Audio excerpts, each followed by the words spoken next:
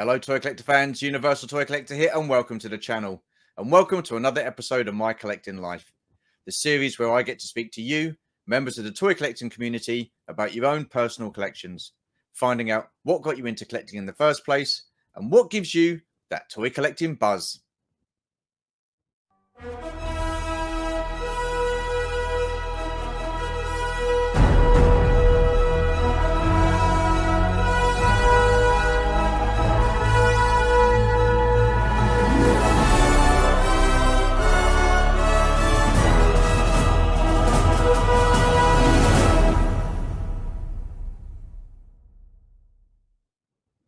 Okay, so My Collecting Life is usually a one-to-one chat, but episode 17 is going to be a little bit different. This is going to be a special, so there's going to be 3 people I'll be chatting to. I'm guessing you want to know who they are. Well, why don't you sit back, put your feet up, and let's have a look at some of their collection and find out who it is in a musical montage.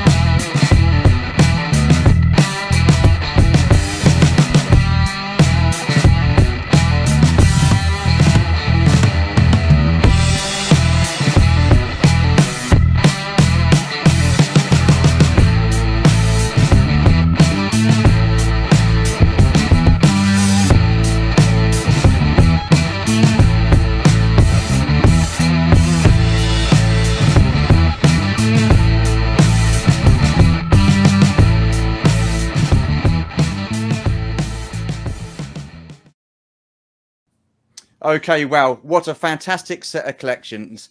And it is my pleasure to welcome Paul, Rob and Steve from G.I. Joburg.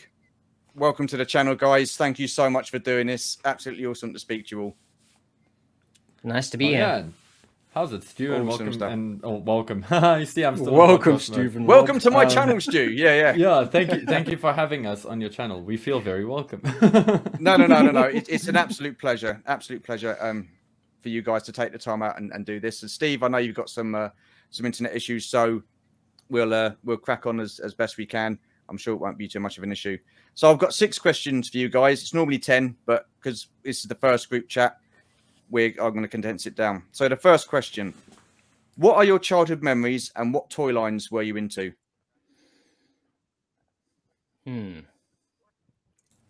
Rob, you go first. Okay, I'll go first. Well, my initial collecting, at least my initial toys when I was very young, like 4 years old, was Thundercats and He-Man, and I think a little bit of Bionic 6. And I think my G.I. Joe collecting only really kicked in when I met this guy, because he was very big into G.I. Joe, very big into that scale of figures. And somehow from there, we kind of just like blossomed and became the main focus being G.I. Joes. We also did like Toy Biz figures from like superheroes and stuff, but I think eventually the focus really was G.I. Joe. It was like, we're all about G.I. Joe in this household. No, that's fine. That's all good. That's all good. So you said about Thundercats. That was a line that I never sort of got into. I watched the cartoon as a kid, but I never got into actual collecting the toys themselves. Oh, I absolutely loved them. I loved it so much that I think for my one birthday, my father made me the Thundercats castle as a cake for my birthday. Wow. And that was absolutely amazing. Just the Thundercats castle. We had everyone over. We were watching episodes of Thundercats on VHS back then. It's a fantastic, huge like VHS machine. Yeah, no, those were really good times. Awesome. With the kind of more fantasy and sci-fi based TV, or like stories and figures. Yeah. Stephen kind of brought me down to reality. It was like, that's rubbish. You're gonna play with soldiers, my boy. You play with the soldiers. I'm dramatizing, but so obviously you've known Steve for a long time now. Absolutely, yeah. I think at this point we've known each other for 35 years approximately. Wow. So Steve, I'm guessing with you it was all about the G.I. Joe then. You weren't into any other action figures or toy lines.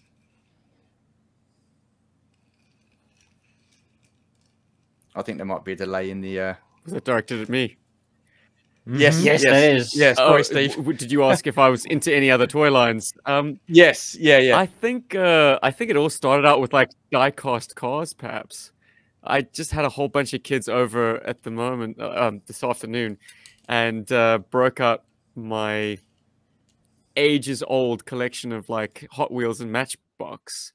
And I think those are probably my earliest playthings that were actually mine and not hand-me-downs from my brother and sister. I mean, Tess had My Little Ponies. Mark had all of the original Star Wars action figures.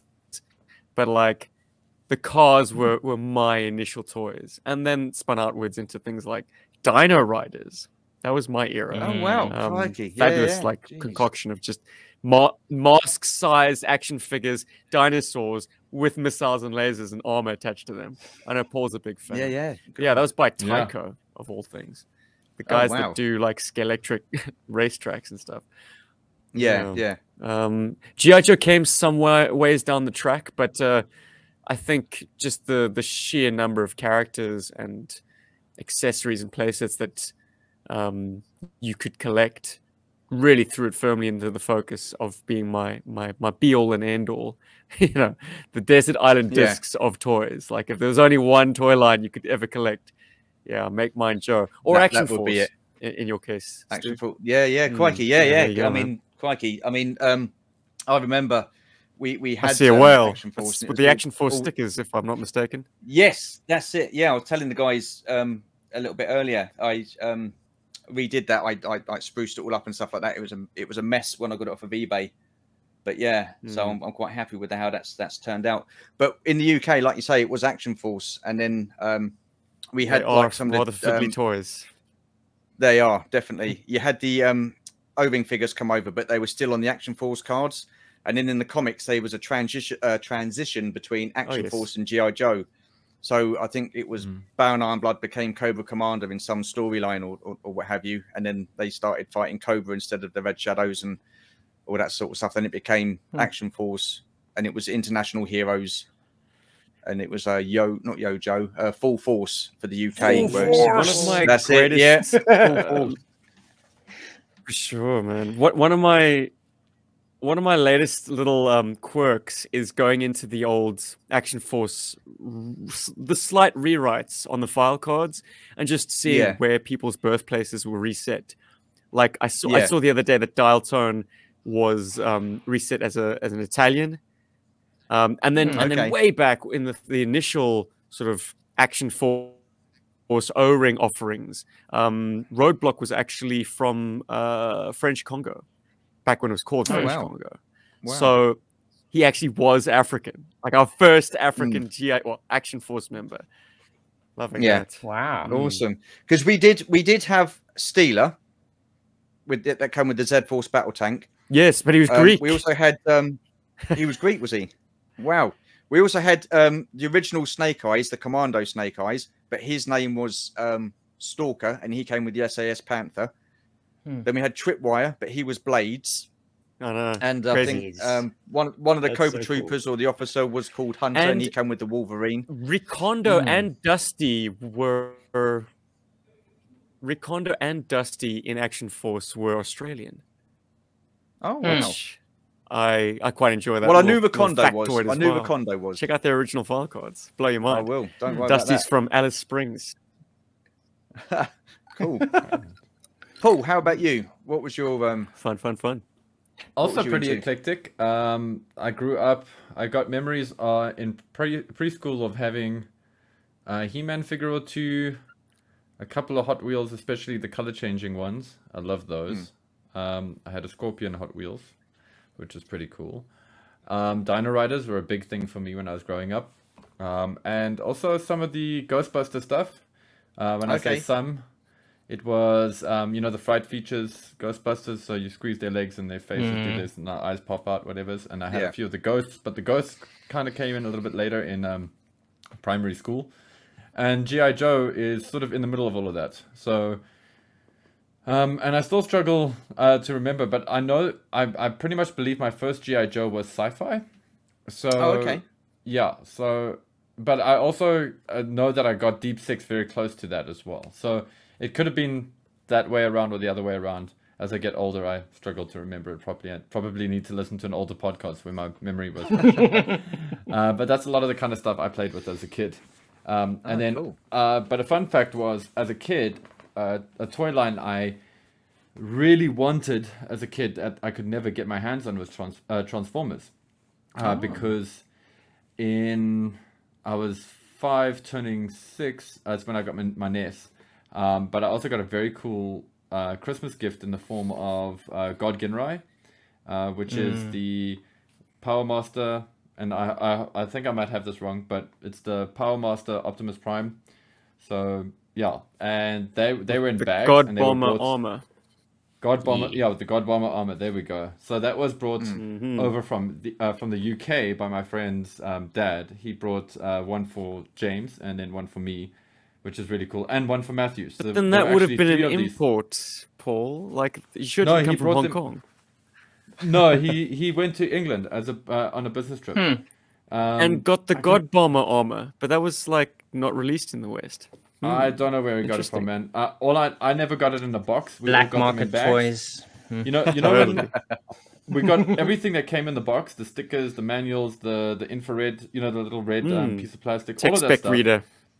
But it was all in the plastic baggies that were in the box. So that's how we got them.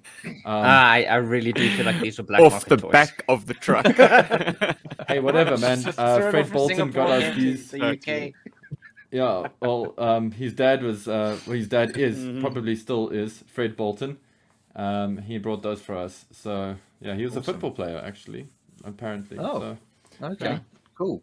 So, with you guys then, with G.I. Joe, were you all of you into it from the start, like the 1982 with the first lot of figures, and then or did you sort of like jump in a little bit further down the line? Well, I can definitely say it was further down the line because none of us were born before 1983.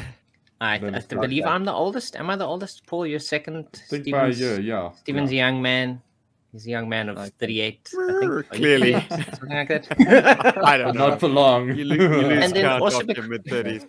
Because we're in South Africa as well, they delayed. We didn't actually get the toys as they came out in the States. That's correct. So I think most of our starts was probably 86 to 89-ish. So it was kind of like a mashup on the shelves in the local toy shops and the local like grocery shops and shopping malls. I think probably one of the earliest things I remember getting, which I think everyone who's ever watched G.I. Joburg knows about, this Scoop. This series probably came... Hang on, let me get you big screen there. Yeah. Go on, hold that up again.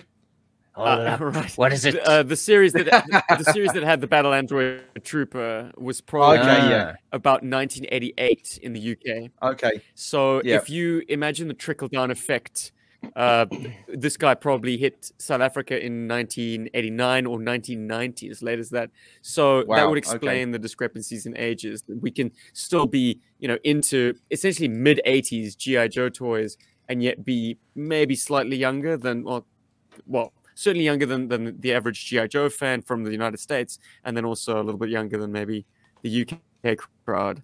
But yes, we were all enjoying more or less the same toys, just a little bit later, as they made their way down.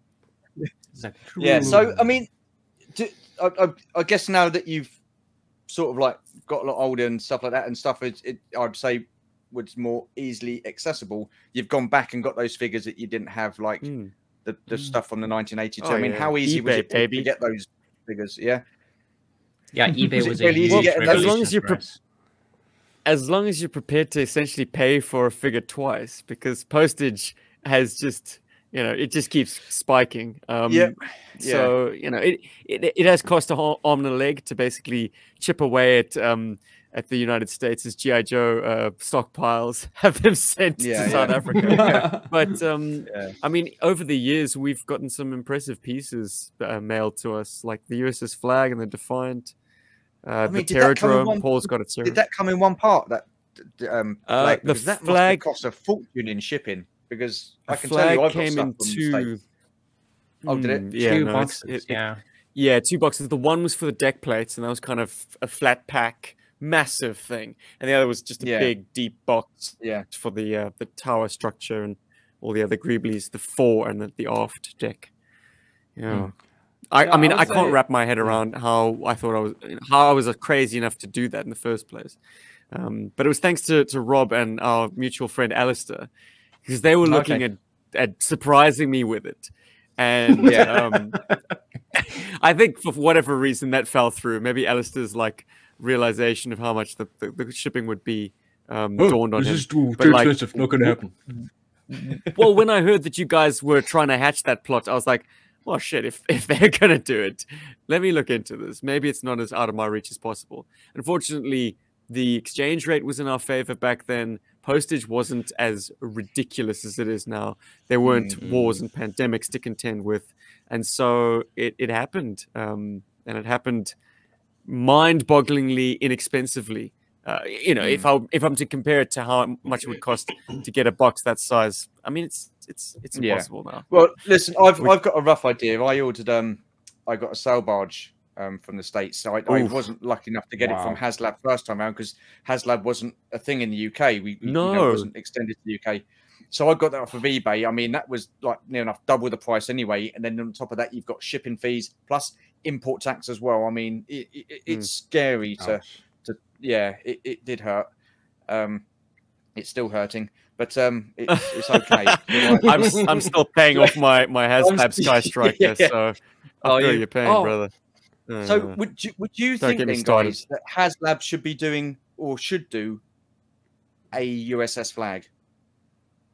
Do you think that would be a feasible project for them to do?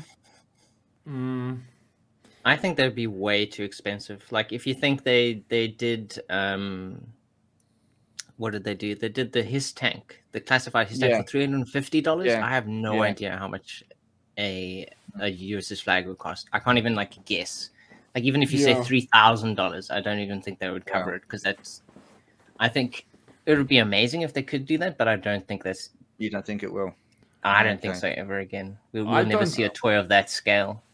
I also don't think I'm the pessimist. Oh, you don't think they should?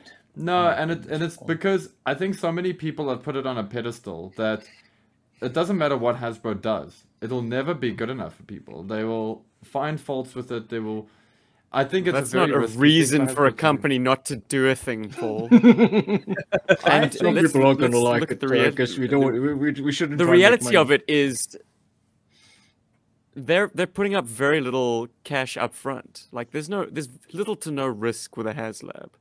They might drop a mil on, like, not a mil, like a couple of 100,000 on the the model itself just to sell the thing. Hell, nowadays they might even get away with just a digital render, cheap as chips, and we pony up the cash. I think it's inevitable that they attempt a USS Flag. That is what this whole HasLab experiment is gearing up for. Mark my words, boys. They're going to test those waters, and there are enough people out there crazy enough to bite. People will mortgage their homes to afford that $3,000 price tag. I'm thinking in the ballpark of $1,500, and they won't have to have like I don't 10,000 backers. I don't know the toy economics of it, but I think $3,000 is. You think it's too much? I think they could do it for less. That sounds about right. I just want to categorically say, if my wife watches this, love, I will not be getting one if they do. Honestly, I won't be getting one. Wink, wink, nudge. Yeah. Never getting one. Don't worry. Okay, so moving on. Yeah. Sorry, next question. When did you guys become aware that you were collectors? What age did you realize that, hang on a minute, I've got a bit of an issue here? I like collecting. What age was that? Because I know most guys at like 13, 14, 15, they start getting up into doing big boy things and stuff like that. Was it different for you? Did you carry on collecting, or did you stop for a bit? We never stopped buying toys. I mean, I think because also me and Stephen were so close, it kind of, we fed off each other. It was like, because my collection for years was basically, or actually until 2 years ago, was at his house. Everything was just there. So he's just constantly surrounded by my stuff and his stuff. And there was just never a point where we stopped playing with our toys as well, which fed into our channel and to our podcast. We do play motion. So I don't think we ever, I don't know, like maybe 18, 19, we became collectors when the internet became a thing and we could actually start affording to buy toys that weren't available anymore in the shops. I think maybe 18, 19. I think. What do you think? But I'm going to need Stu to clarify a little bit. What is collecting? Is collecting when you're purchasing a thing no longer as a plaything, but more as a token, as a completing a kind of a catalog of figures on one card back or picture? Like what is collecting? Because as far as I'm concerned, it's still as soon as you stop playing, that's when you become a collector. And I'm not entirely convinced we ever stopped playing with these toys. I think there's a more cynical way to understand collecting, and that's have you ever bought anything that you're not particularly enamored with, but it completes a wave or a collection? That's when you've become a collector.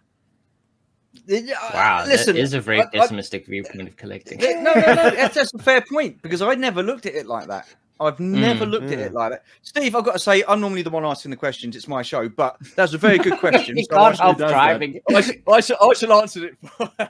I shall answer it for you. Yeah, I guess you're right. I guess if you're still using them and doing things with them, then I guess you're not collecting, are you? Because my definition of collecting is when you get something and you put it on display and you just leave it there and it doesn't get played with, it doesn't get used. You might have a little, like, move the arms about and stuff like that, or pose it, but wow, yeah. Wow. What I would say, where I'll jump in is, I use the term toy collector when speaking to people if they ever ask me what my hobbies are or whatever's. But I think the best way to answer your question is, when did toys become an important thing for me that they started becoming the main focus of my attention or the main focus of my budget? And I would say when I hit about 11 or 12, around there, I did a little bit of your budget. No, I'll tell you why. So this month I will need this much for the toys. So I got my first job at 11. At 11. Shit. I used to help sort out all the trading cards at a local comic and card store, and the X-Men. There was an X-Men series of cards that was out that was booming. There was a bunch of like really cool trading cards, and then Magic was starting to pick up momentum in South Africa. And I used to sit and box them and sort them out for like 50 Rand a day. And with that, I would buy toys. I would go and get myself like a figure or whatever. And that's kind of what happened. Is like I went, wow, what do I want to use my money for? And I wanted to use my money for toys. And I wanted to use my money for like McFarlane toys. And you know, stuff that was really cool. You know, where it was easier when I had my own cash to like go to my mom and go, hey, mom, I got like, you know, 150 Rand. Can you put like 100 Rand and then I can get like, I don't know, the James Bond Junior car or something, you know. That's about 20 quid in adjusted money, Stu. So that's not bad for a week's work. Yeah. Yeah. At 11. Yeah, but I only worked weekends, so I had to like, and then you of could have course, bought you know, a GI Joe, or you could have bought a Cobra Hammerhead at Hamley's after 2.5 weeks work, right? And so, but that's what happened. I'd spend my money on like toys, and I think that's how I knew I was like a toy collector, because I would spend my resources on toys. And I love toys, and the thing is, as a kid, I knew I loved toys. It was like, it wasn't just like, oh, they play things and whatever. It was, there's something special about these things. They kind of art in a weird way, and also I was also starting to become an illustrator. Like I was starting to really notice that that's my place in the world. That's that I'm an illustrator as well. And that this is something I want to take seriously. And having toys around me made me a better illustrator, because I could pick them up, light them up, and then try to like shade and draw and all that kind of stuff. So I'd say that's when I became a connoisseur. And I suspect that most people become toy collectors when you start putting the toys on a shelf. When they no longer live in a toy box and they start going on a shelf for you to see, like, oh look, I have all of the He-Mans and all of the Ninja Turtles. There's like this, exactly like that. And I love that. I love it, man. You have such a wonderfully curated collection there behind you. I envy your shelving. I mean, you get it from IKEA. Don't cost next to nothing. Yeah, we just need an IKEA now. No, we just need IKEA now. So now, listen, me asking that question, I'm now, when I do the next episode, I'm going to have to rethink my question when it comes to that particular question. Because I think, Steve, you're absolutely right. I've never looked at it like that. And, it's cheers for that. It's an epiphany for us all, man, because I've always called myself a collector and never really interrogated what it means to be a collector. And part of me doesn't want to cross that threshold, because I don't have a beautifully curated collection ever. It's always just like absolutely ramrodded figures, just wherever you can find a spot to put them, because I got to quickly drop the blind and like leave the house. And then take it out and dust it off and play around a bit. So, things are never in a display-worthy condition, and it bothers me. But at the same time, it's a very practical way to have your collection, because it's always ready for a play. I don't think it would bother me if I still had the toys I had as a kid. I would quite happily display them in the state they're in, because I mean, I can look at my Star Wars figures now. And some of those are in pretty good condition, and none of those are mine from my childhood, and so I can look at them and think, yeah, great, I had these as a kid, but I can't look at them and think these are mine. These were mine as a kid, and they've been played with, and you can tell they've been played with, and that I kind of miss that, because a lot of people, they do keep their toys from their childhoods and stuff like that. I mean, I'm guessing that's from your childhood, Paul. This is one of the surviving members of my childhood. This one's special because I don't have too many toys from before I was 7 years old left. Okay. Because I played with them into oblivion, or friends nicked them, or whatever's, So I still got this Skeletor, and he's like, he likes to jam. He's like, jam, jam, jam, jam, jam. He was ready for the for the rave boom. He's got better dance moves than I have. Wow. Awesome stuff. Pretty sweet. Awesome stuff. So we're moving on to the next question then. So what got you into doing a YouTube channel? Who were your influences? And how did G.I. Joburg come about? What? Not me. Bob, I'm guessing that's Why you, are you pointing at me? Why do I always have to start? Well, I had nothing to do with the start of the podcast, so I don't know why they're pointing at me. I came in a bit later. Like the original story, the way I understand is that Paul was working in a comic book shop. Stephen was just randomly at the comic book shop talking about G.I. Joes, and then suddenly they were like, "Oh, wow, we both like G.I. Joes. Let's just talk about them in private." And they're like, "Our talks are too cool to be held in private. Let's share them with the world." I'm so glad we got Rob to tell the story. I think the story you told, Paul, the other day was like your girlfriend of the time said, you guys should record your conversations. What, for posterity? No, so that you don't repeat yourselves. Like, stick them in the can so that you know, yes, we have spoken about that already. And those conversations then find their way getting sick of them talking about the same stuff all the time. And she was just kind of joking about it. She was like, you know, just haha off the cuff, because I mean, that's how she is. She's just like, oh, you guys should like do that. Because and everyone's got a podcast these days, right? So we just put our stuff onto iTunes and every other podcatcher. But then flash forward, I think 2 years after that, and we started the YouTube channel. We basically wanted to cover reviews of. So sorry, when did you start your podcast? What year was that? We recorded our first session in 2011, but then we only put it out the next year because I think Paul was gonna do the editing on the audio, and he just sat on them. He sat on them for months, and I was like, Paul, just give me the stuff that we recorded, and I'll put it out there. Just Harry Casual, our little message in the bottle. To maybe they'll find some ears that appreciate that sort of absolute lark. And ever since then, our technological Neanderthal has been our editor on everything. Which is good. That's harsh. It's harsh, but it's true.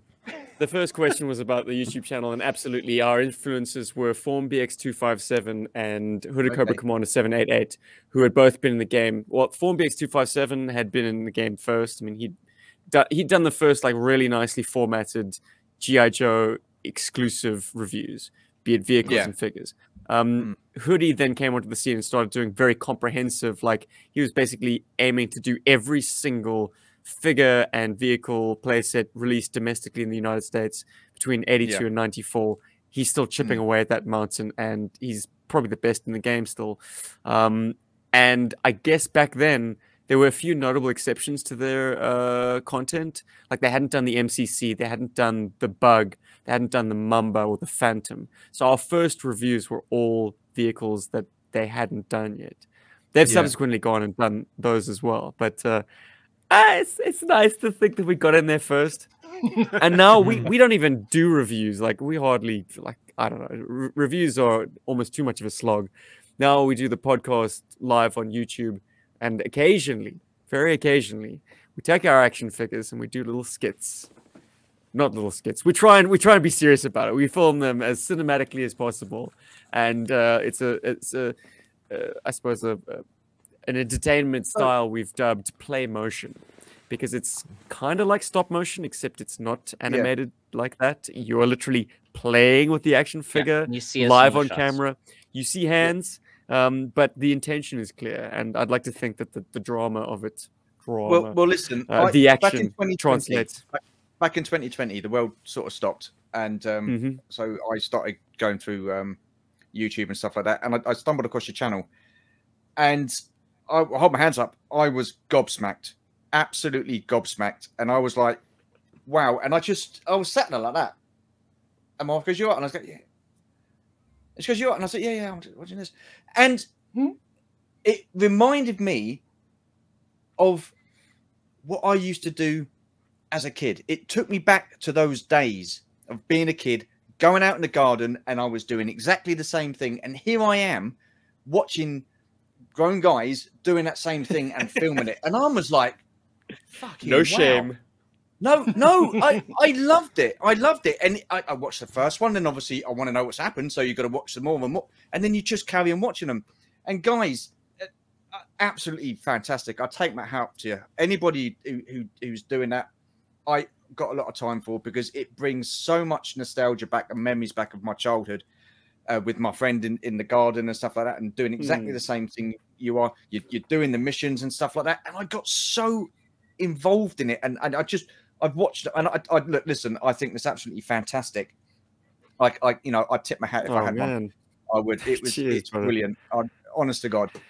So whose idea was it to do that?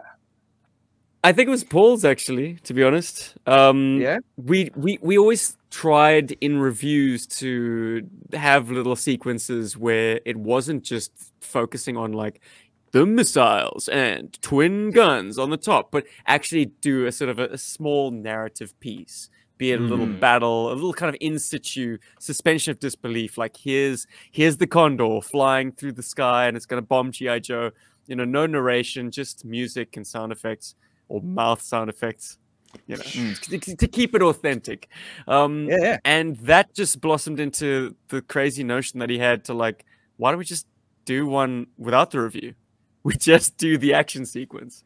So I think the Condor one was the very first of its kind. Like, we basically isolated a sequence from the review and just put that out as a video on its own, of just like a little bit of action with this toy. And from there, it was just a quick hop, skip, and a jump away before we were actually just dropping the whole notion of the review altogether and just shooting an action sequence or a talkie sequence of figures doing their thing.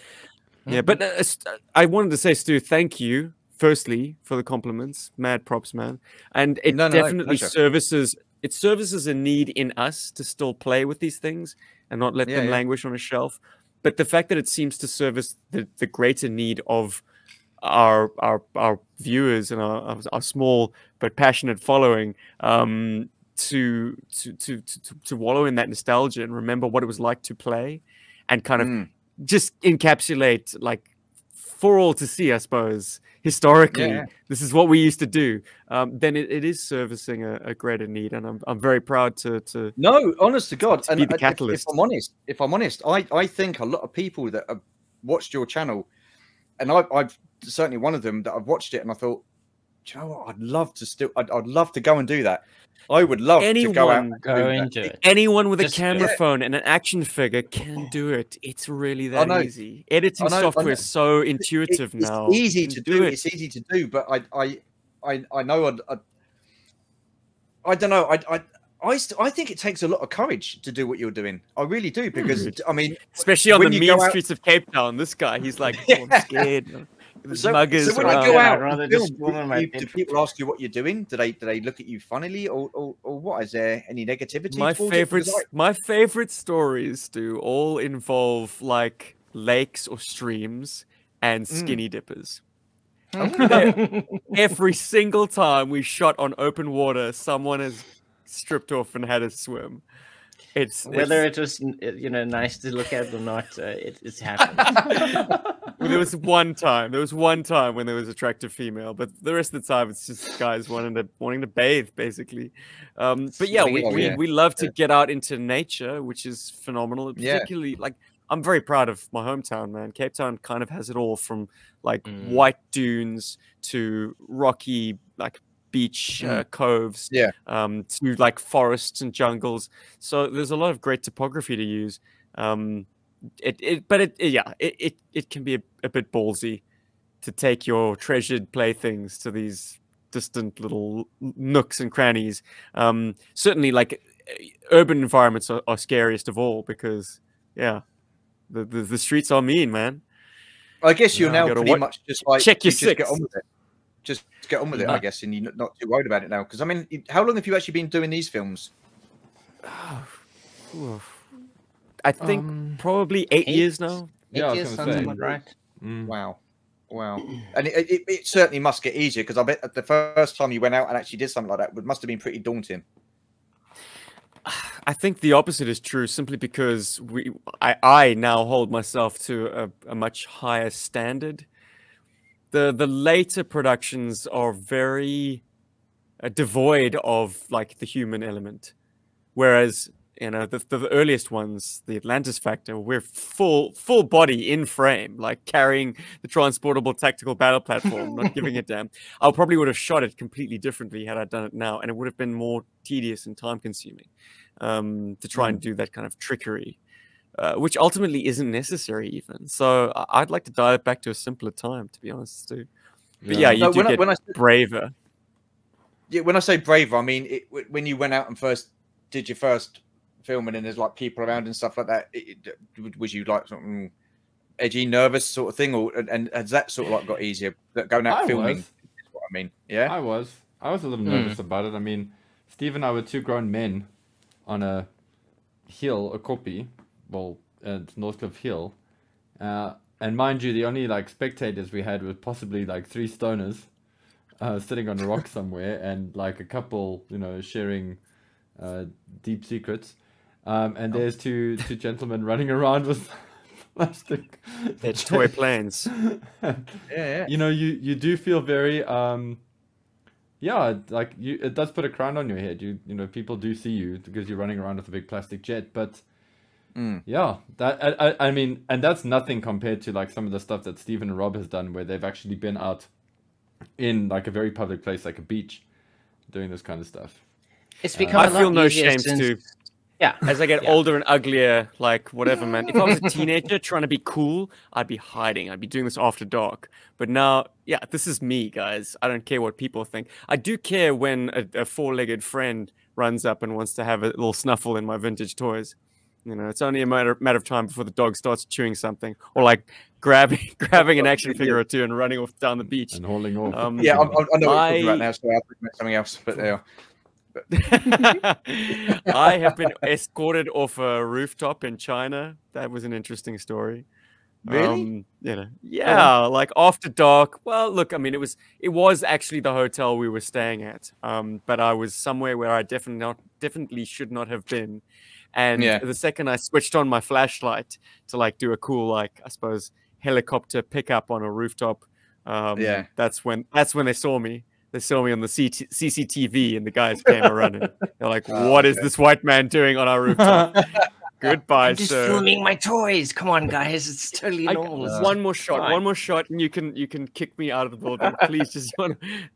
They watched me very sternly, just off camera. Oh wow. Yeah. And they're like, beads of sweat rolling down my back. Like, oh shit, am I going to jail? Language in the Chinese prison. Exactly, trespassing. Yeah, that was nerve-wracking. Fortunately, you know, it resolved rather harmlessly.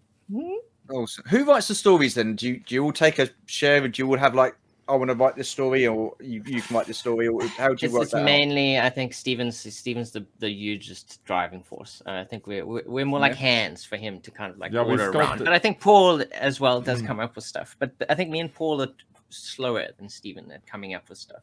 Yeah, so by the time we come up with something, Steven's like, "Can we just do this already, guys? Come on, let's go."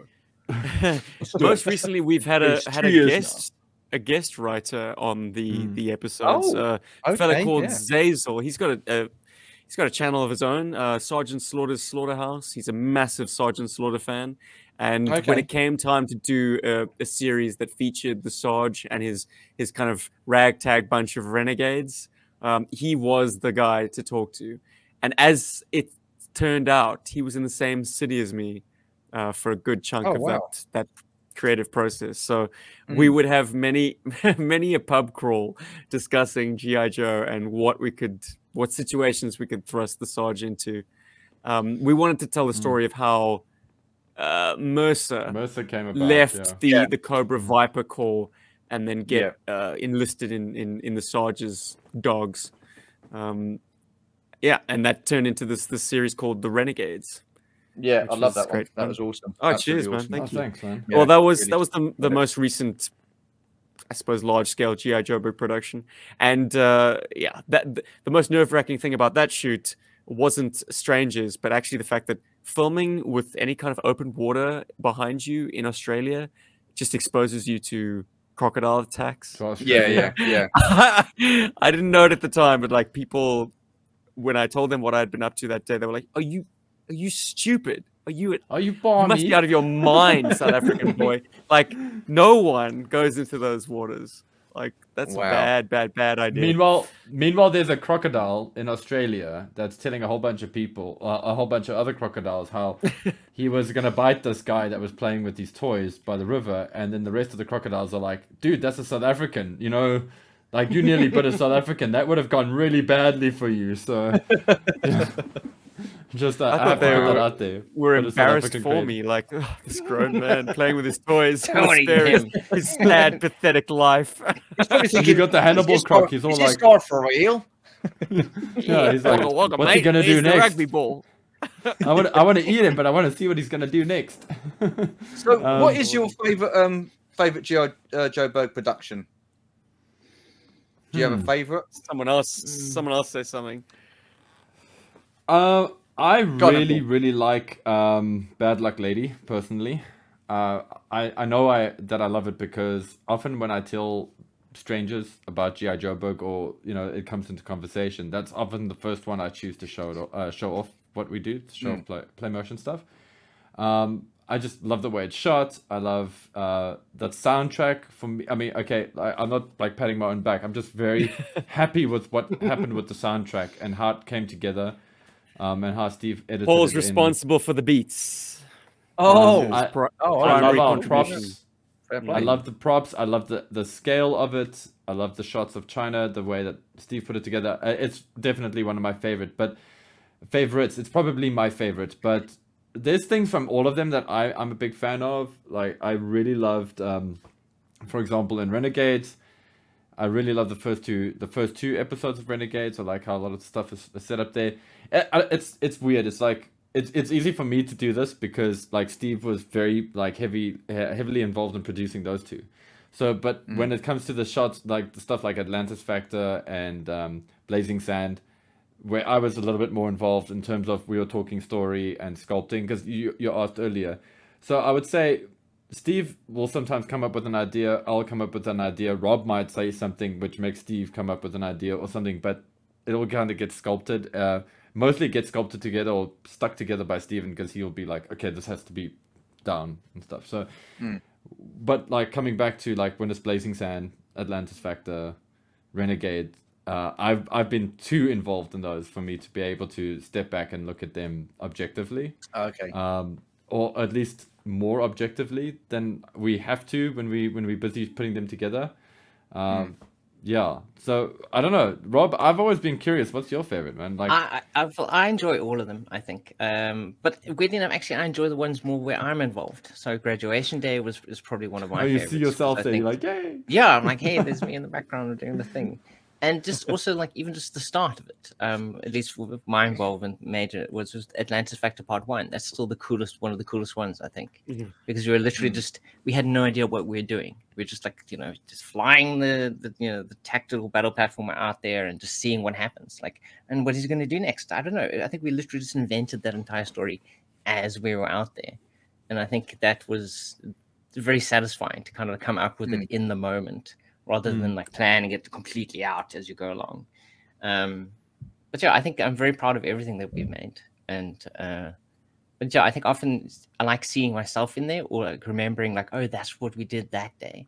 Because then it does feel more like when we were kids, when we were playing, because I like to know that I was involved in that. And it's a memory that I have now that other people can look at. And they're like, oh, cool. Yeah, you did that thing with the whale in the river. That's pretty cool. Yeah, no, it's awesome. I've got to say, like, I do love watching them. I'm curious to know, how long does it take to get one of these up and running from start to finish for production? I think it depends on which production you refer to. Listen, just say if you wanted to do a short, I don't know, short. Well, we are on the process now with Stephen being back in South Africa finally after 2-3 years now. We are in the process of planning a new one, so that we're going to do, and Paul's going to come down to Cape Town as well. So all three of us will be together for the first time in 3 years. So we are anticipating doing a production, and I think with Paul being here for a week, we're going to do the majority of the shooting in that week. So anything that requires like 3 hands or more than 2 hands to kind of like do big sequences, we'll do that all together. And then I think probably over the course of maybe 2 or 3 more weeks, we'll film all the other little smaller bits, like when Paul isn't there, like little like close-ups and things that don't require like extra hands. And then Paul will come up with the music. So I think maybe this one, 2.5, 3 months, possibly. Wow. I think, because I mean the music is that quick? Is that too long? I don't know. Well, no. For me, I mean, reasonable. Steven's very surprised. He's like, okay, I wouldn't have a clue. I just think it's fascinating to know, because I guess depending on the length of the production you want to do depends on how long it takes. I mean, because you might want to do a short one which is only like 3 or 4 days, and the next one you like 5 or 6 days filming and stuff like that. So I guess it depends on the length of production you want to put out. Yeah, it really does, and also where you want to film it as well. Exactly. Well, I guess there's that as well. But for me, it's all the effort, the time, the hard work, the blood, sweat, and tears that go into it. And I don't think, I mean, because I'm sitting there watching it, and then none of that sort of matters to me because I'm so engrossed in what I'm watching. Good. I don't think about how did these guys do this? How long did it take? And it's only when I started asking you these questions, is like, it just interests me to find out how long it could possibly take to do one of these things, because a lot of hard work goes into it, obviously. No, for sure. It's I mean, yes, we're playing with the toys, but it's essentially a film production.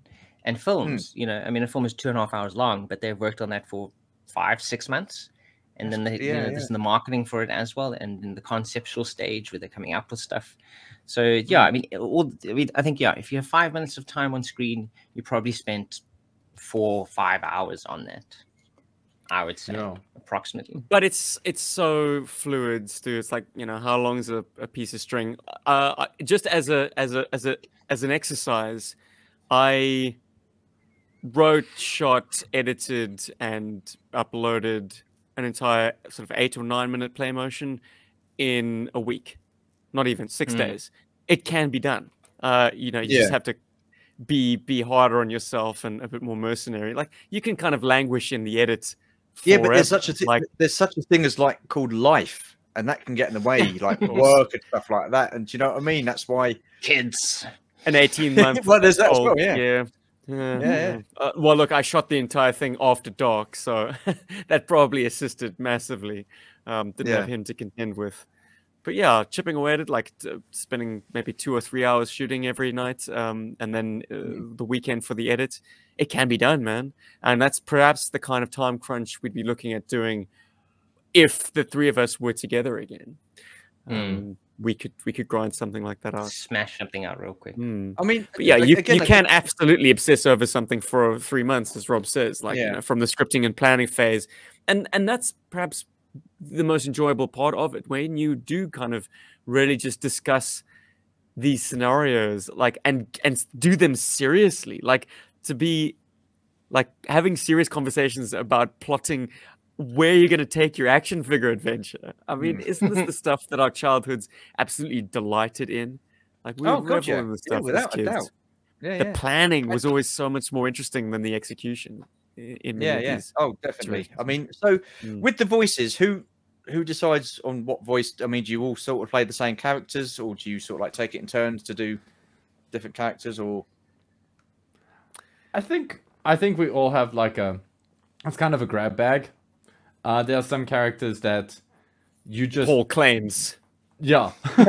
You just have to grab them. And you have to take ownership of them. Yeah. So you kind of see a character and you have an idea of how to do his voice or whatever, then you go for it. And yeah, and if, like, for example, if Steven doesn't like it, or the team doesn't like it, then we don't use it. And we're not, like, the cool thing is, like, the communication between the three of us with regards to that. Yeah. We're not, I don't know, we just, I don't know, my feelings don't get hurt. Sometimes there'll be, like, times where I'm like, I would have liked to have done that, but, you know, I'm going to trust Steven's judgment on why we didn't do it this way. Because the buck has to stop somewhere, right? So, and, you know, you might think, oh, this is the best performance you ever did, or whatever. And it happens sometimes. You send voiceover stuff, and then Steve will come back with some critique. And then you listen to it, and you're like, actually, yeah, he's right. And then you do more. So, yes, we kind of grab the characters, and if they work, we get to keep them. And if they don't work, somebody else gets them. It sounds, I'm like oversimplifying it, but that's kind of what happens. Especially like, God forbid, as much as I'd love to like play an Aussie character, I would do it poorly because I just can't rock the accent the way I want to. I'm just never ever convinced by it. So I'll never like lean into that too hard. But I enjoyed doing Mercer's voice, for example, and that was fun. The voice cast on the Sunbow cartoon acts as a very, very rough guide. I certainly love adopting the Zartan voice from the show because it has that, that cool reverb effect. Yeah. But I wouldn't say the Sunbow read on characters is useful universally. For instance, Cobra Commander is so, like, Chris Larter's Cobra Commander is so iconic that it just conjures up a whole lot of Cobra Commander that I'd perhaps like to avoid. If you want to have a more sinister take, a more serious take on this guy, more like Bond villain take on this guy instead of this like buffoon who's You know, how the hell he ever staged a successful military campaign is anybody's guess. So yeah, I'd like to avoid that. And it's gotten flack from some people. They're like, your Cobra Commander voice does not sound like Cobra Commander. I'm like, well, try something different. Sorry. This isn't the Sunbow cartoon at the end of the day. Listen, I mean, what you're doing is something totally unique and original. It's like, you know, you're not doing it to copy like for like, are you? Because what's the point of that? You want to put something different into it. So whoever that was, tell him to go jog on.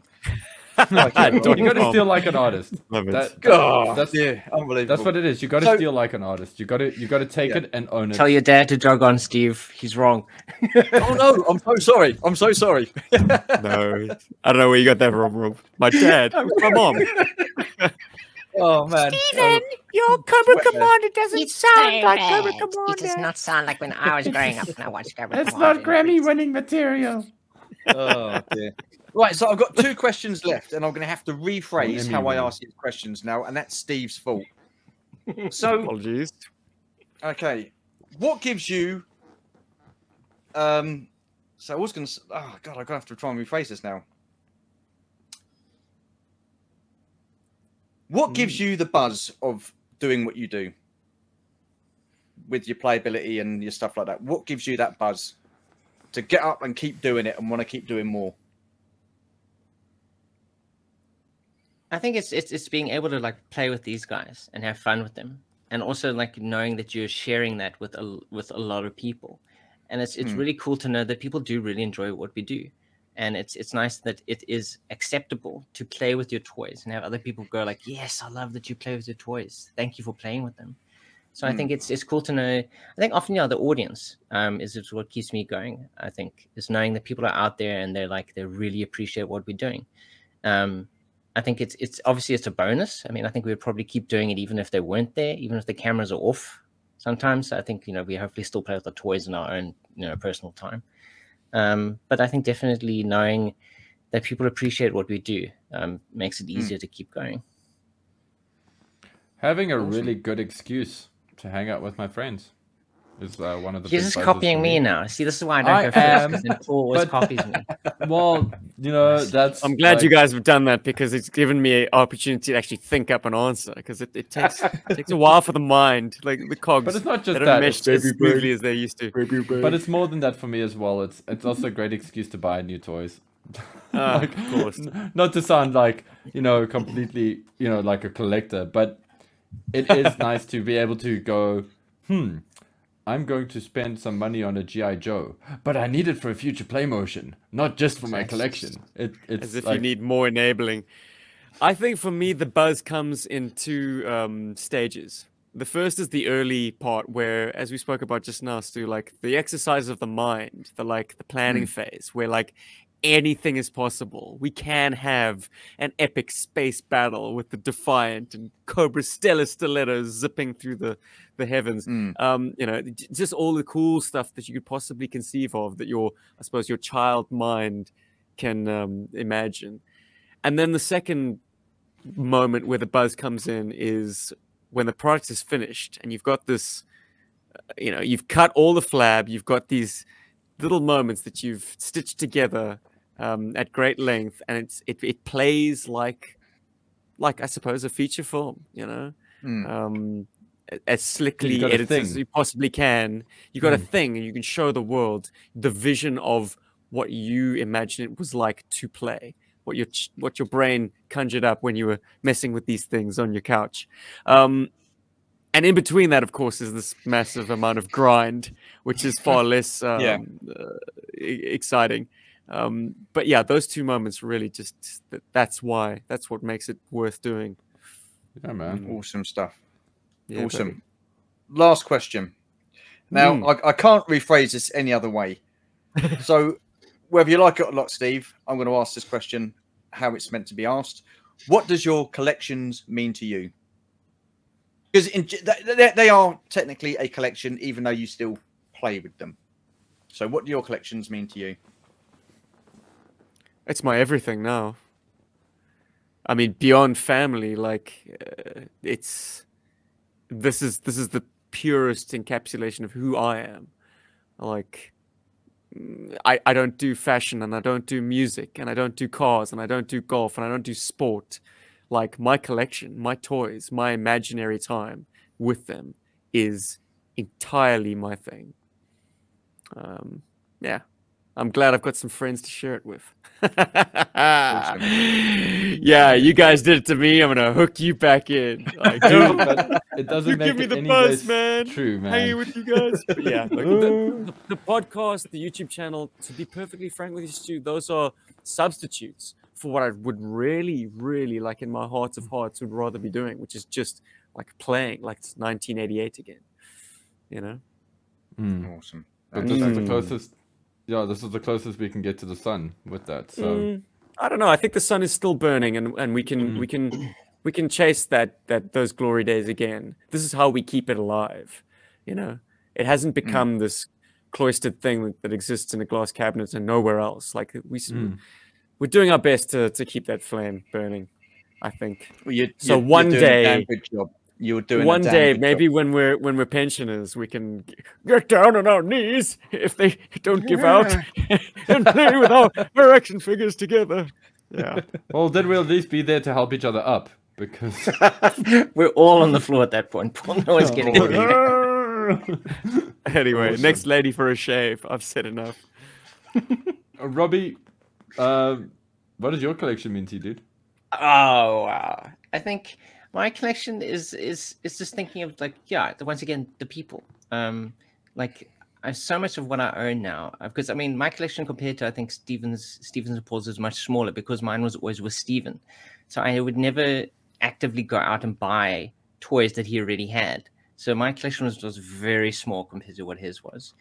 But it has definitely grown over the years because of me mentioning toys on the podcast or on a video, and people are like, he needs to have that toy. How does he not have that toy yet? Let's send it to him. And that's to me, that's it cracks. It's wild. No, it's wild to me. You know, like if I mention fishing for new toys, something I don't have yet.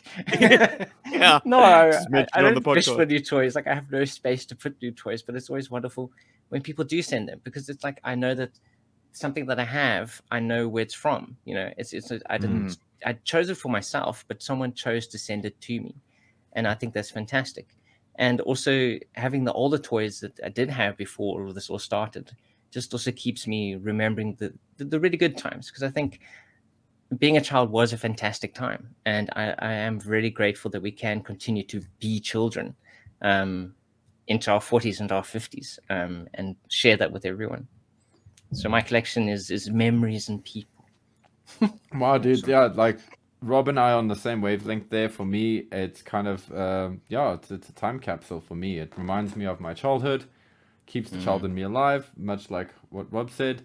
Also reminds me of I don't want to say a better time, but a less complicated time in my life that felt better because it wasn't complicated. Yeah, it was simpler. It was full of wonder. Everything was new. And toys, you know, what's going to be in the toy shop, that energy is always there. That's also why my collection is quite eclectic, because I have this sort of, like, what's going to be in the toy shop, what new cool toys are coming out. Wow, that feature is really interesting. I wouldn't mind just one of those, just to experience what that's like, that kind of feeling. Yeah, so it's a time capsule, it's a journal, it's a shadow of my life, I suppose. Ooh. Awesome. Yeah. Honest to God, guys, the hour's upon us. It's been absolutely fantastic having all three of you on. So enlightening. I've loved every minute of it. Where can people find you media-wise? Because what I'll do is, once this is up and running, I will then put your links in the description below. Anywhere you type in G.I. Joburg. Yeah, and that's Joburg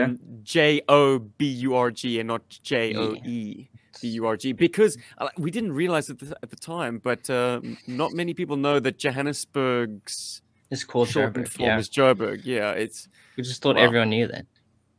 I knew that. So our clever little play on words didn't really land. No one understands. What's a Joburg? But yeah, that's where the podcast originated. That's where the channel started out. So Johannesburg, we pay tribute to you every time we drop up our name. Awesome stuff. But yeah, we're on Insta, Twitter, YouTube, any podcatcher, you'll find us. Okay, well, I'll leave the descriptions below. And also because now Paul's like kindly sent his pictures over and stuff like that of his collection, I will do an intro with some of the pictures from the collection, and then also I shall do an outro. Otherwise, it's going to be the world's longest intro. So I'll save some for the intro and some for the outro. But guys, I just want to say, there's such an innocence to your filmmaking. It just pulls on all the right heartstrings for me. If you haven't seen these guys in action on G.I. Joburg, I strongly suggest it. Absolutely fantastic channel. Fantastic guys. Really appreciate you taking the time to do this. Unfortunately, that's come to the end of the interview. So catch you guys in the next one. Thanks for watching, and take care, all of you. Cheers. Cheers. Thanks, Stu.